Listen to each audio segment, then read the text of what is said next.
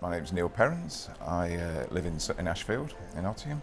Unfortunately, in November 2015, I was diagnosed with head and neck cancer. It was in October of 2015. I was just driving back from working away and I actually just noticed a sort of lump behind my ear in the neck region, of which I'd had glandular fever as a child and thought perhaps is it just a swollen gland, etc. Got home, spoke to my wife and said, look, does this look funny to you? And she said, yeah, it looks a bit swollen and a bit lumpy there. So I went to the head and neck specialist first, who sent me for a biopsy.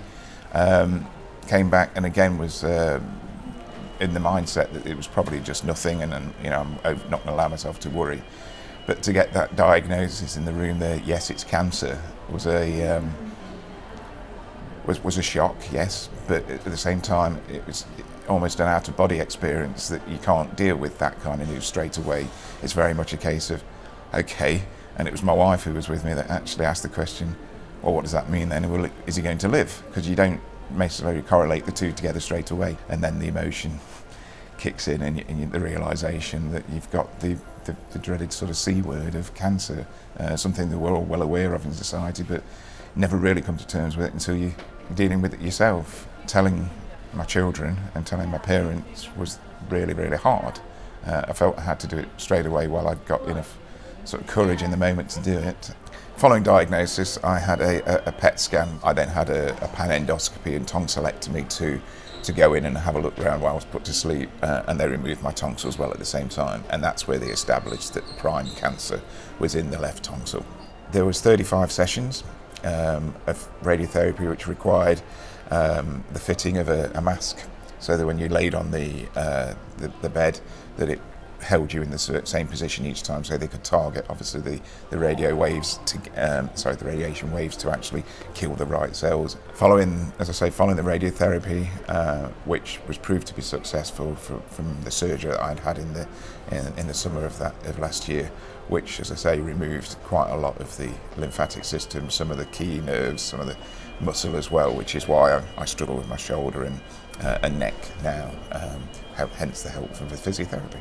It's a 12-week course. We do an hour in the class and then do an hour in a gym, doing a circuit training type thing, very kind of personalised to what you can achieve.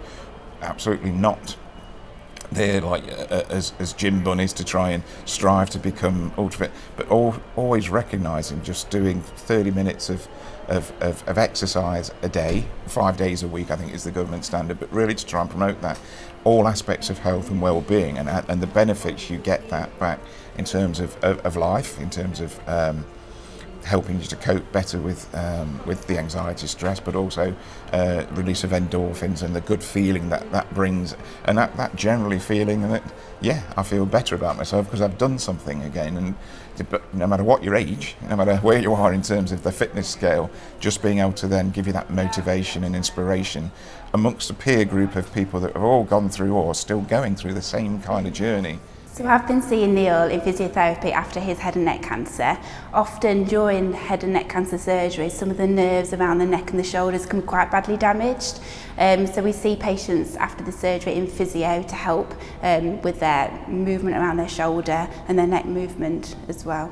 Each week we look at a different topic, so we look at the importance of exercise during and after cancer, we look at fatigue management, relaxation, complementary therapies, lymphedema prevention, and we also have lots of time to help signpost patients into the community. Neil was diagnosed as having secondary lymphedema, so Neil came to us for specialised treatment, which is called manual lymphatic drainage, which is a specialised massage that us therapists can carry out to help move the fluid out of the tissues. Laura got me referred to the Macmillan psychotherapist team here, which have been brilliant. A lady called Nicole Morris, who actually is one of the trainees in that department, has been seeing me for the last few weeks, and she's been opened my eyes to not only this journey with cancer, but lots of things that have happened in my life, and how to approach that in a pragmatic way to help me, using a therapy called acceptance commitment therapy.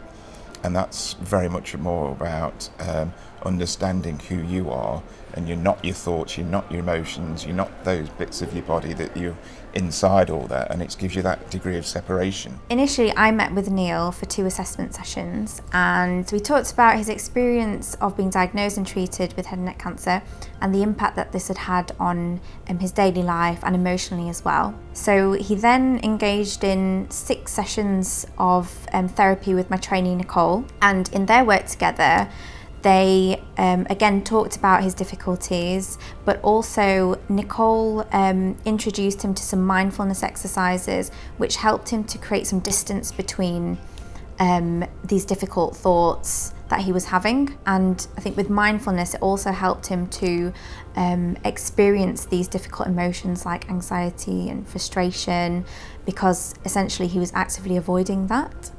Throughout this aftercare journey, that the Kingsmill staff here, both the physiotherapy department, the psychology department, the complementary therapists, the lymphedema nurses, have been superb to get me where I am here today to be able to speak to you about it.